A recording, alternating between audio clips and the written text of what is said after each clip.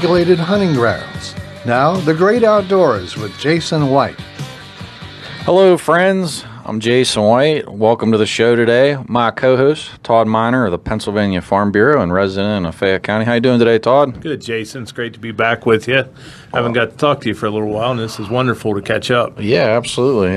Looking forward to some great conversations today. Before we dive into the nitty-gritty, I just want to give some updates on some upcoming events for the Marion Outdoorsman Association. Saturday, September 30th, there's going to be a car, truck, and bike cruise at the farm, Wild Acres Farm, 1997 Maury Road, Clarksville, PA 15322. That event is actually free, so even if you want to put a car in, a bike, truck, etc., or if you're just attending, it's a free event. So again, that's Saturday, September 30th. It's a car, truck, and bike cruise at Wild Acres Farm, 1997 Maury Road, Clarksville, PA 15322. You don't hear free too often. That's pretty awesome to get people out, get them engaged, and let them see the place also. But, that's just an awesome event, Jason. Well, we were looking for a way to try to promote what we're doing, and, we kind of were brainstorming back and forth, and we said, well, let's try this out, see how it goes, and go from there, and let people enjoy the farm, let people have a nice day. Hopefully we'll have some nice weather, but we'll see how it goes. Looking forward to it, so please come on, check us out. Also, I wanted to say President's Pub / 19 North out of Washington, PA will be doing food and drinks that day, so that is the only thing that'll cost any money. So if you want to buy food or drinks, it'll go through them. Please come support them as well. And that event is supporting the MOA dog tag program. For those that don't know, the MOA does a lot with veterans and first responders in many different capacities. And also it's going to be benefiting the PA Vet Pets. So really looking forward to that. If you want to come out and see PA Vet Pets and some of their assistance dogs, that's awesome. They will be there as well. Programs as well, and the MOA is big supporters of the veterans, first responders, and makes me proud just to be a member. And I think you do a wonderful job down there, and thank you. Well, thank you. It's definitely coming together. It's a team effort, that's for sure. The other things that we have ongoing. Friday, October 6th, that'll be the first stocking of the fall, winter, and spring trout season for 2023-2024. And, just for anybody out there, if you've never seen some monster trout, please come check us out Friday, October 6th. That'll be at 3 o'clock, and we meet at Wild Acres Farm. And then we'll go to our different pit stops along the way.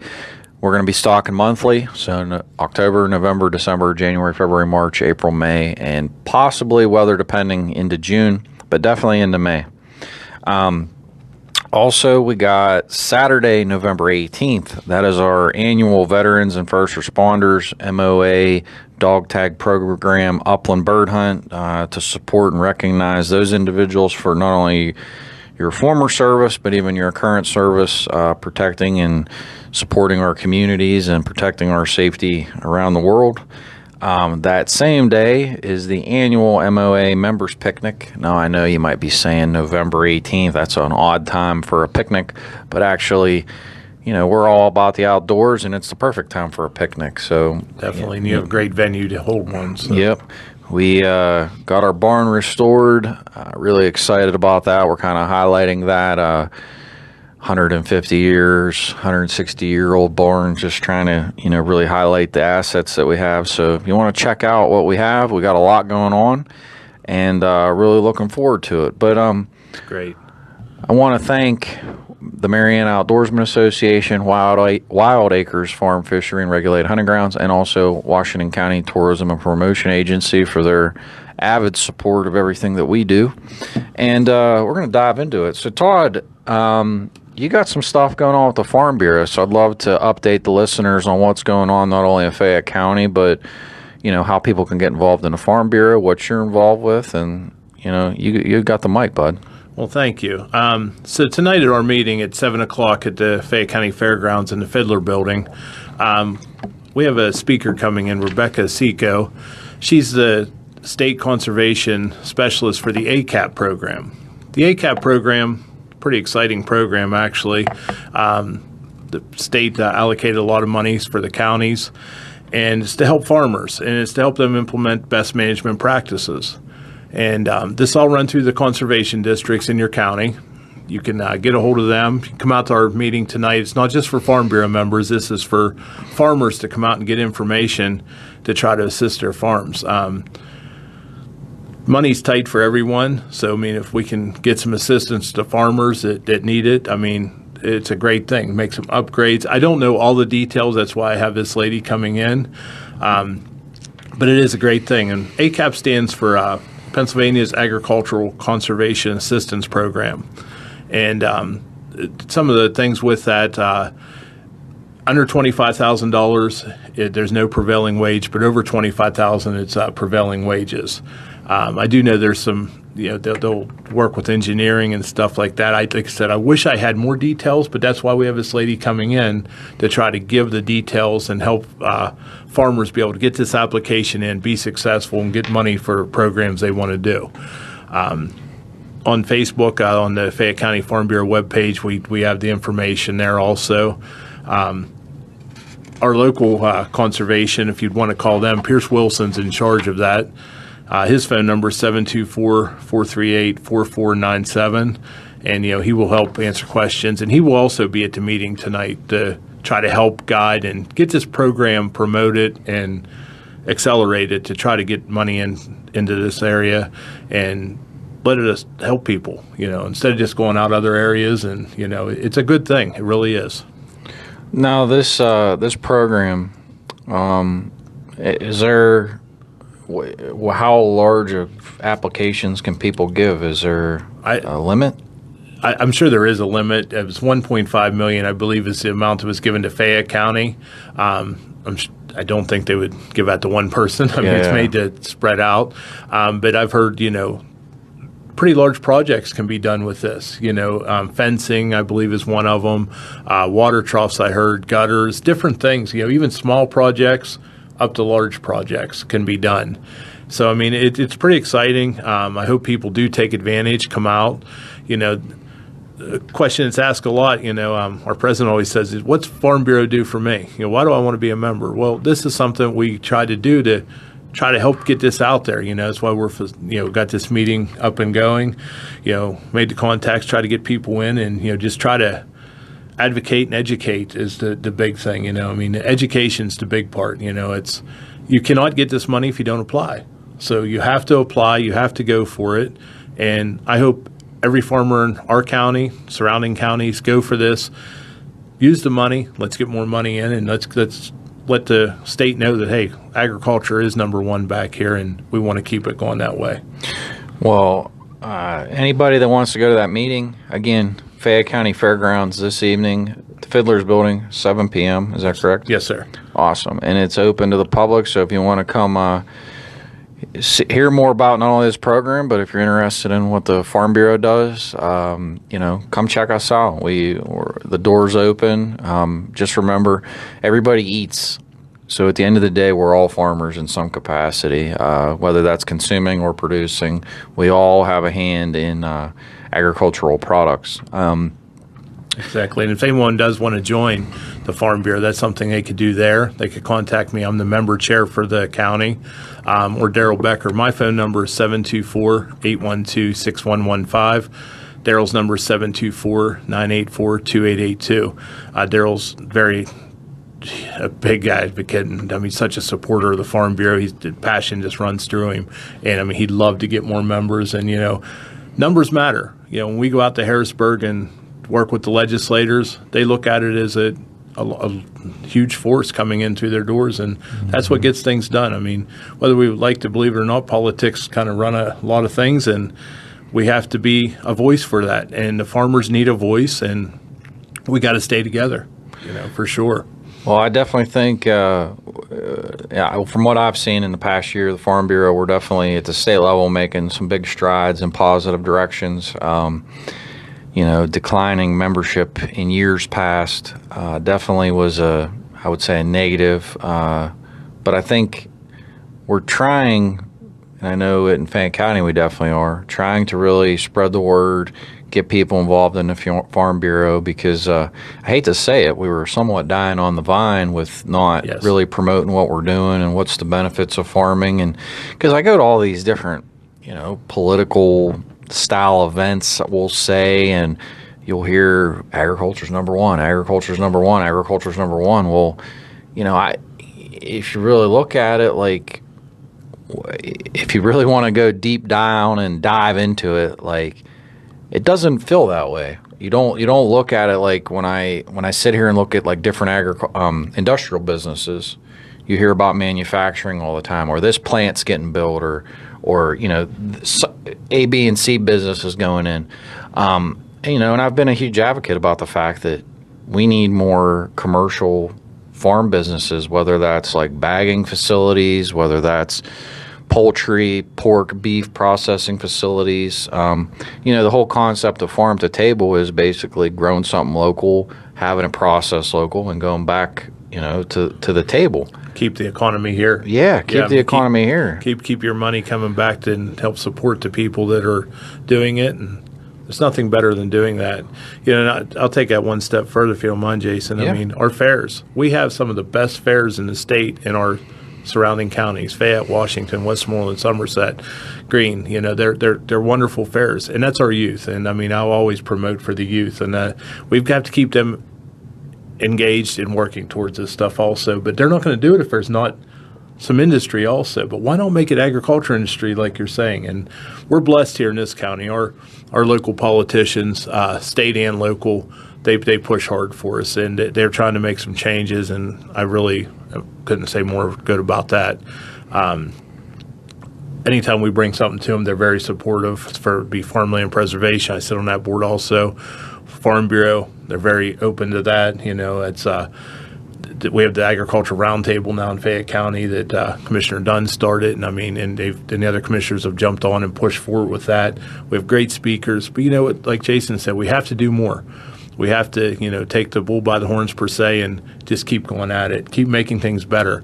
It's never stop. Keep advocating and keep going. And I can't say it enough. Sorry, I didn't mean to run on there, Jason, but I get a little passionate about these things. I might have one of the smaller farms in the county, but I never stop wanting for the farmers because they're just so important. And the farming way of life is so hard. They buy it retail and sell it wholesale. It's just like it's a crazy practice. But farmers do it because they love it. They go in debt. They try to make things better. They sometimes pay to farm. Who wants to pay to do their living? They're getting other jobs to support their farms. I hope everybody that's listening and everybody else, tries to visit a farmer's market, visit a local farm to get your meat, do different things like that. It might be 10 cents more a pound or something, but you're going to get such a higher quality of meat, and you know where it comes from. The USDA stamping is not very easily read. It could be from Brazil. It could be from Argentina where you're getting your beef. You wouldn't know that just to look at the label unless you know how to read that label. If you buy an animal off of Haynes Butcher Shop, it came from local, and that's the nice thing. Or a farm, and I just threw his name out there because I deal with him quite a bit, and he does a wonderful job, but there's so many others too. Well, I think that's, you're talking about local. One of the big problems I know that I've run into is just people having the places to process meat because the USDA rules and regulations are so steep and a little bit overkill in my opinion. Not to take away from safety practices. No, we all want to be safe. But the kicker with that is that, and I've given this example in the past. It's okay to shoot a deer and use the Pennsylvania Game Commission Red Tag program to where a farmer can shoot a deer out of normal season, field dress the deer. The Game Commission comes and picks the deer up. That deer can be taken to a local butcher, processed, and given to a food bank for human consumption. That's okay. But if that same butcher wanted to take that meat and sell it, it's not okay because it wasn't processed at a USDA facility. To me, it's like that is very extremely hypocritical. Like, you're talking about if the regulation is basically good for a food bank, Well, why is it then not good for the general public? It raises the question as to, like, that doesn't make any sense, in my opinion. I think that's something we need to bring up to our legislators, Jason. I mean, you're in the perfect position for that, being on the state board. And I mean, you've definitely opened eyes up on that. I hear nothing but positive, and you're not letting any grass grow under your feet, and you're definitely a lead force there. I think that's something that really needs brought up, because that makes sense. And in a time when we're lacking some common sense. Well, we come up with these policies and rules, and it's like, just like I just said, like, hey, this is, it's okay to do this, and a butcher that processes venison can basically give it to a food bank, and that's acceptable for human consumption. That is totally acceptable in Pennsylvania. But to put it on the open market and to try to sell it to local grocery stores, etc., that is not okay. And to me, not okay. that isn't capitalism. That's crony capitalism. That's somebody shutting down markets for people. So, and here's the other kicker: when we're sitting here saying that we have all these deer crop damage issues in Pennsylvania, which is a huge problem because the red tag programs are not getting utilized like they need to be. The DMAP programs are not being utilized like they need to be. Those are like they're literally a few grains of sand in an ocean of problems. Yes. And, we got to look for other innovative solutions. It's basically, we're ignoring opportunities just like this. The ability for venison to go back into the open market would be more opportunity for butchers to sell meat. It would be even potentially be opportunities for hunters to even legally harvest deer during the season with their tags. And if they didn't want the meat, maybe get compensated by the butcher realistically, even if it was a small amount for the meat. So I think looking at different ideas and solutions, I actually was talking to Daryl Becker this morning, because one of the things that we're going to be proposing out of Fayette County at the next meeting is about the idea of Sunday hunting, because it's a hot and heavy issue in Harrisburg. The Farm Bureau in the past actually got somewhat of a black eye over that topic. Yes, they did. Over certain people's unwillingness to budge. And most of that wasn't from this end of the state. A lot of that was more out east. And well, I can tell you it's still a very controversial topic out east, because immediately, I try to educate people. I'm like, look, there are certain times in life I understand where you have to be like concrete with your heels, and you can't move when it comes to a topic. But there's time, like, it's politics. Right. There has to be some give and take. You can't always get 100% of what you want all the time. It doesn't work that way in life. And the Farm Bureau learned, I think, the hard way last time, was that there was a lot of negative animosity created from the outdoor community, because we're the only state of all 50 that has this 3-day three Saturdays. I mean, it's honestly kind of utter nonsense. When they approved the Sunday hunting, I mean, when it did come in, the world didn't shut down here in Pennsylvania. Mm-hmm. I have not heard one complaint from anyone, all you hear is gunshots. No, actually, when I went out on a Sunday, I didn't even see any other hunters. I mean, there's definitely the issues related to that, I think, are systemic. Of you have other states, and I've talked about this in past shows, you have other states where like you'll have like parks, wildlife, and fish. Like, it's literally one agency. Pennsylvania, it's all separate. So you have all these extra layers of bureaucracy. Well, somebody calls 911 and says, hey, somebody's trespassing on my property, and they're hunting. Well, instead of the closest law enforcement officer coming out and addressing that, that's not how Pennsylvania works. It immediately becomes a game law violation. And if there's even a warden working that day, or if somebody's a couple counties away, it could be hours before they get there. So the situation doesn't get adequately or timely resolved. And that's one of the reasons why people do a pushback on this, because the trespassing. The purple paint was supposed to make it better. There was some harder trespassing laws put in place, but like Jason just said, we need to have this where the closest law enforcement person's available to go out and address it. And then if they need to work with the Game Commission, do it. I mean, it definitely needs updated and worked on. Well, I think it goes without saying that times have changed. People don't necessarily, small town America in many ways is dying on the vine. There's a lot of people coming into communities, maybe necessarily didn't grow up there. Hey, are you from here? Maybe not. So you get new faces. Sometimes there's personality conflicts in communities, but people also, because I've seen this a lot, where example, Joe Smith from Pittsburgh comes down and buys a farm, and then Peter, Bob, and Doug are mad now because they hunted at that farm for 20 years, and now they're upset, and then now it creates like almost like a rift or an animosity and tension. Yes. And then that's not healthy. So no, and that is the thing. I mean, we can't look at things when it's private property. It's private property, even if you had permission for 40 years, but someone else buys it, it's now their property. We have to respect that. And a lot of people are trying to get out of the city. I mean, people want to move out into rural America, and they want to buy a farm, and maybe they don't want to farm it, but maybe they don't want people trespassing either. That's their right, and we have to respect that. And I also see the same thing, is that people would be less inclined to sell their farms if there was better opportunities for farming. Yes. And that's why, just like the thing about venison, or the ideas about processing facilities or bagging or packaging facilities, the more opportunities you create in an open market, the better opportunity someone's either going to stay or create a business from scratch or whatnot. If I don't have a market to sell to, well, why am I going to invest my life's capital to pursue a dead end road? Right. And that's where it comes back to the youth. We have to keep our youth around if we want to keep these properties in the farm, keep them going. And, but if we don't have something for the youth to do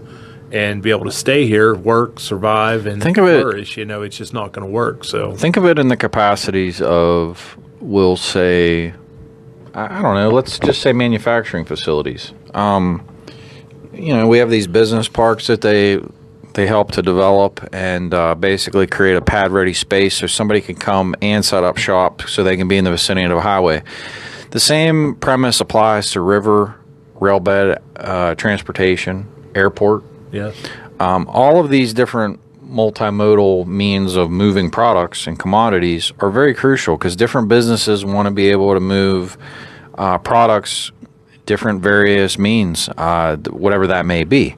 In southwestern Pennsylvania, we're lucky because we actually are very close not only to major highways, 43, 70, 79, the different turnpike extensions, but also we have the Monongahela River. We have rail beds that go to practically every corner of the country, and that's huge. oh, definitely. That is huge. And then there's obviously major airports, and then smaller airports for, I guess you could say, smaller commodities as necessary. But I think Untapped resources, though, it's what it seems like. We're not utilizing them to the potential. Absolutely. And I've talked about that in the past, and we have to get more people on board with that. My big thing with the Farm Bureau, whenever I got really involved, was I'm the kind of person that when I worked in the coal mine, my superintendent at the time, I'll never forget it. He would always, when we were doing something and somebody messed something up, he would say, "What's the definition of insanity? Doing the same thing and expecting a different result." And when I look at the things even with the Farm Bureau, hey, we're losing members. Why? Well, we gotta figure out why, and let's implement some solutions. Yes. Same thing with talking about getting kids, being more productive or being involved and engaged in recreational activities, hunting, fishing, etc. Well, why aren't they being involved? Let's address it and actually implement something and move forward. Yeah. Got to be progressive. Same thing goes with this the crop damage stuff. I started looking at, well, what are other states doing? We don't have to reinvent the wheel. I mean, we're one of the only states that have the Sunday hunting 3 days that we do. If we would open it up, it creates more opportunities. Opportunities equate to more deer consumption. In addition to that, the venison issue that I've mentioned about not being able to a butcher being able to sell back, etc. That's an issue.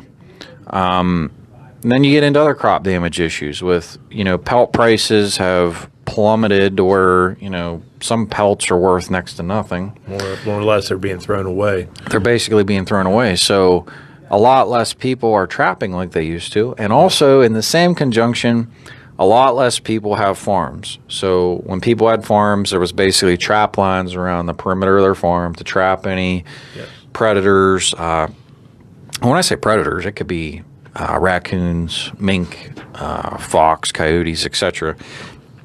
We're not just talking crop damages by deer. I mean, there's a lot of different wildlife that can cause havoc. Cause extreme havoc. Oh, yes. I'll give you a good example. I was down the creek yesterday. When you think of cornfields, would you think beaver damage? One way I would be flooding, but yes. So I go down to the creek, and here we have beavers down on the stream, and my neighbor has a cornfield. And I go down to the one hole, we call it the beaver dam hole, because every year the beavers always try to dam up this little spot. Sure enough, we go down there, and the whole way across the creek is corn stalks.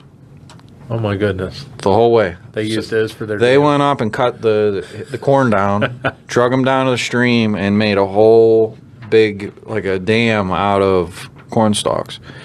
So the point, the beavers are being innovative and progressive. Yeah. I mean, hats off to the beaver for that. But that's a terrible thing for the farmer. It's a terrible thing for the farmer. But I can tell you, I've been there 3 years and 4 years at the farm, and we haven't trapped beaver. This year I'm going to trap a few, just because clearly it needs to be done. Right. Because I mean, these are things. These are things to talk about in regards to conservation. I know, like in prior shows, I've talked about like the hawks.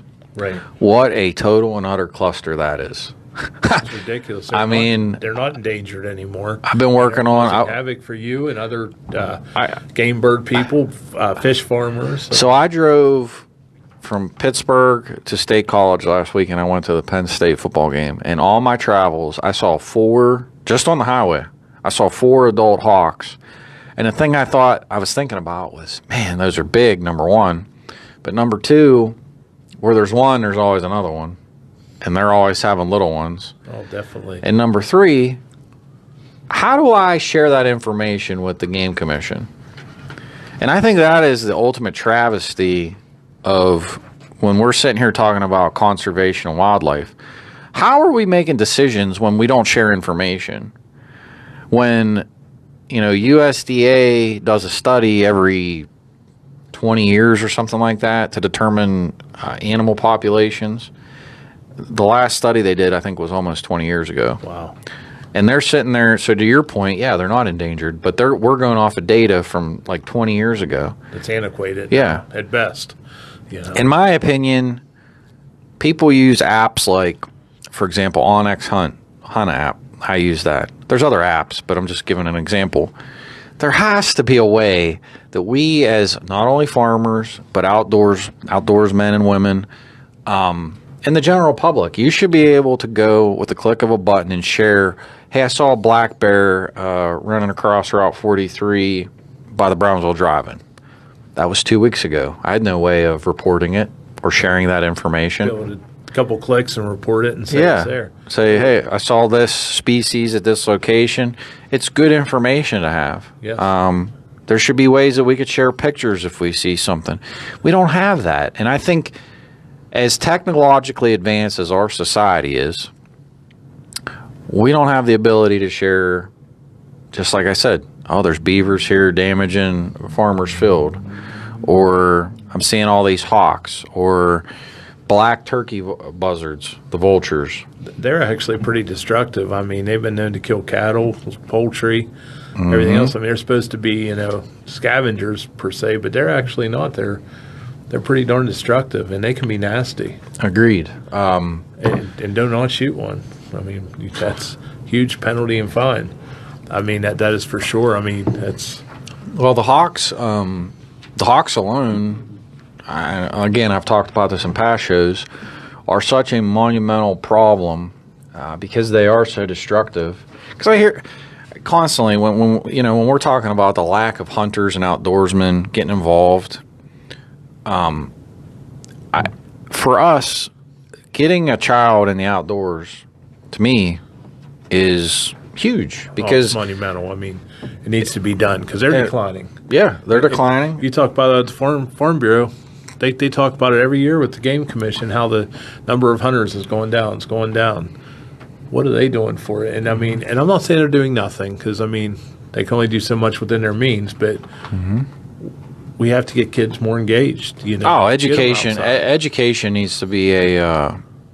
We have public school system in Pennsylvania, and it really isn't. It is, but it isn't. When you talk about it being a uniform, really every kid should be offered the same opportunity, and every school is different. You know that, and I know that. Definitely. But the point is when we're talking about the Game Commission and Fish Commission, they need to get in the schools. Yeah. I don't care if it's gym class. I don't care if it's science. I don't care if it's biology. There's opportunities that they can incorporate some discussions. Bring in some animals. Bring in some pelts. Bring in some traps. Teach people like different things. Give them the opportunity. I did a program. It's been before COVID, but Best Center. We did a boating safety class where I taught kids how to canoe and kayak in the pool. I've never heard of that in a school, so that's awesome. Yeah. I mean that's outside the box, and that's wonderful because how many people just get in a kayak and go down the river, and then we wonder why people drowned. Yeah. Well, we did that. We did teaching people how to put on a life jacket, how to use it properly. If you're floating in the water, how you actually properly float. Same thing for how to use a lifeline. So that's how to roll a boat out on a lake and how to flip it back over. That's really neat. I mean, that's a great thing, though. I mean, I never really thought about that, but how many people just get on the river in a kayak first time and end up hitting rapids or something because they don't know what's down the river and something happened to them? I mean, the Occoganey River is not a very big river, but it takes how many lives a year? Mm-hmm. Yeah, we actually went to the pool when we did that program, and we would have submerged a canoe. And you had to get the canoe back up out of the water and flip it and get back into it. So it was basically imagine being out on a lake or even on a river and you submerge a canoe.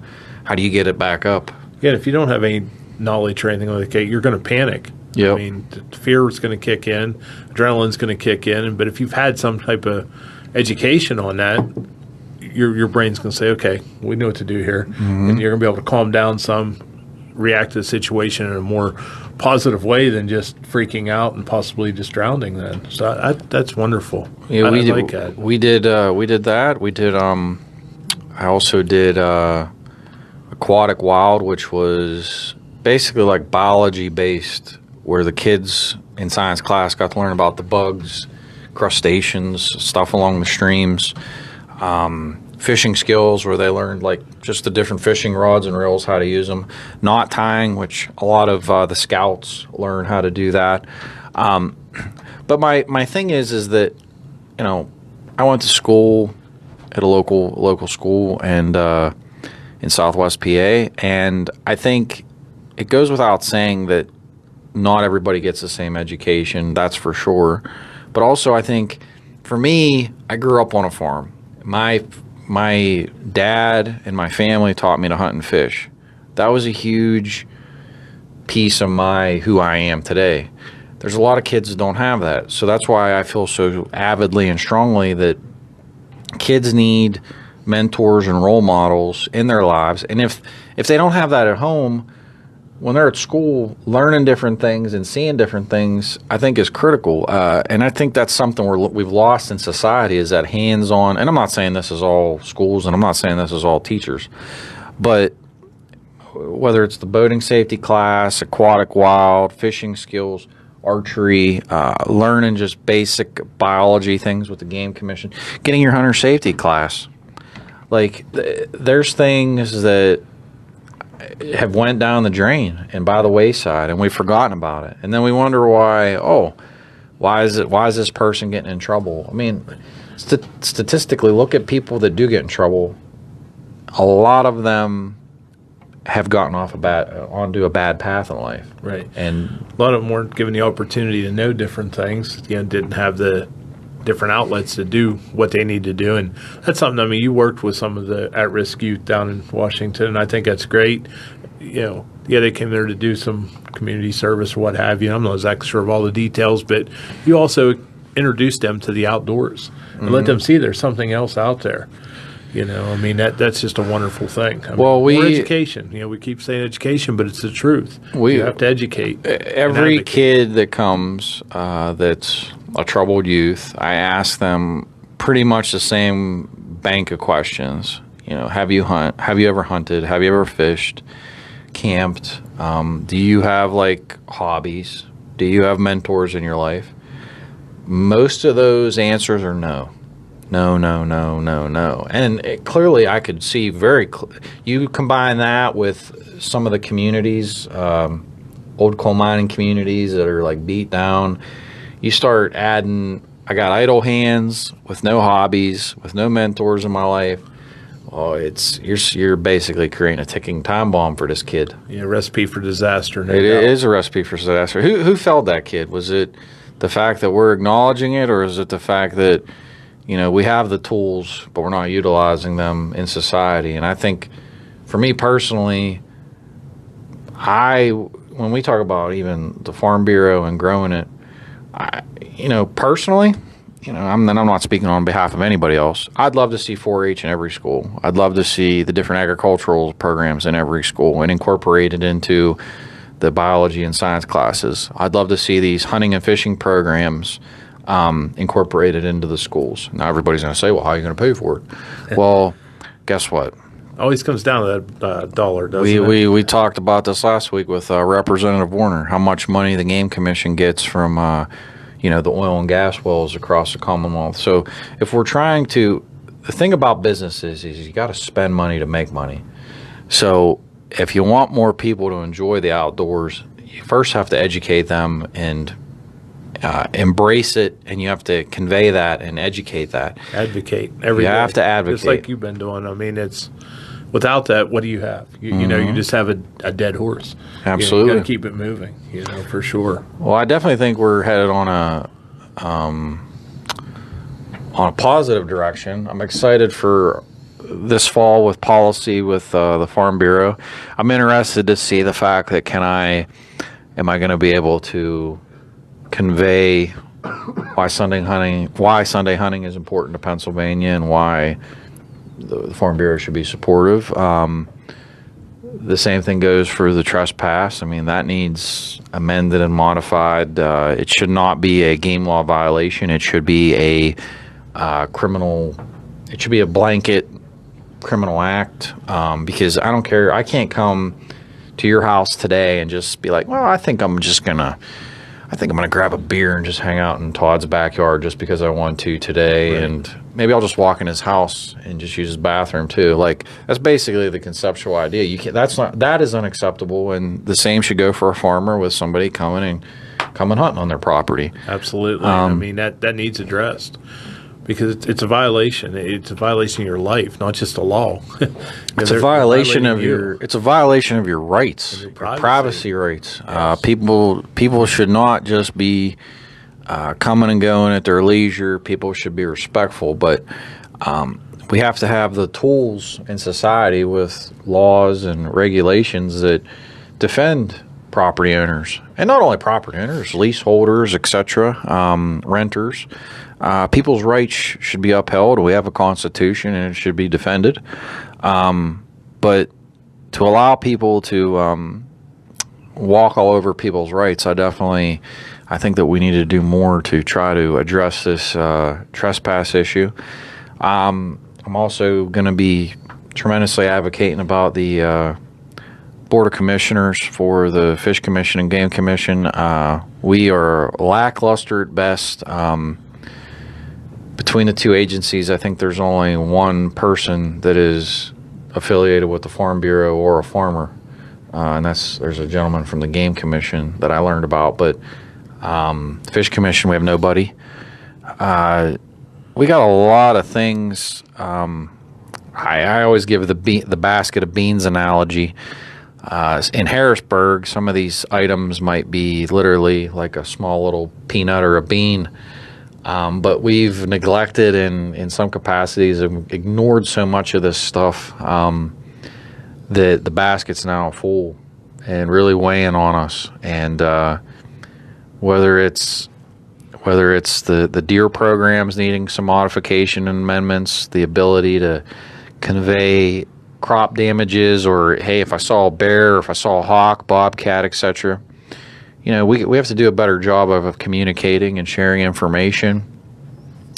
We just have a lot of little things that we need to get on track. And like you said about me not wanting to keep the grass under my feet, for sure. I'm not somebody that wants to sit idle and be like, man, we keep having the same problems over and over and over again. I mean, it's kind of like the fact that we're not allowed to have trout fishing tournaments in Pennsylvania the month of March. That's insane. It is. That is a completely and utterly insane business model, when that is probably the best month to trout fish in the state of Pennsylvania, and we're not allowed to have a fishing tournament. Now, I'm not saying that it should be on a public waterway that is stocked with Fish Commission fish, but if you're on a private area and you have a permit, I have no idea what the issue is with that proposition. Yeah, that's some really antiquated thinking there in itself. Very antiquated. So, little things like that to where you start looking at all this stuff. Look how many issues we just resolved by talking about it today. Right. From awareness, education, permitting, crop damage issues. There's just a lot of little things that we need to nip away at. And I know we'll get there. But as we're winding down here for today, folks, I just want to remind everybody, Saturday, September 30th, come check us out. We're going to be having that car, truck, and bike cruise at Wild Acres Farm, 1997 Morey Road, Clarksville, Pennsylvania, 15322. The Marion Outdoorsman Association is now open for membership for 2024. You get the rest of 2023 for free. I repeat, you get the rest of 2023 for free. MarianaOutdoors.com. You can join today. Additionally, we're going to start stocking trout the first Friday of October, and then every month thereafter into next summer. We really look forward to having everybody. Todd, I wish you the best tonight at that meeting. And if anybody wants to check it out and learn about the ACAP program, go to the Fayette County Fairgrounds, Fiddler's Building, 7 p.m. It's open to the general public. Again, if you want to join the Mariana Outdoorsman Association, MarianaOutdoors.com. If you want to come take a tour, we do that too. But until next week, we'll see you, Todd. Thank you, everybody. Thank you, God bless, and everyone have a great weekend. Bye-bye.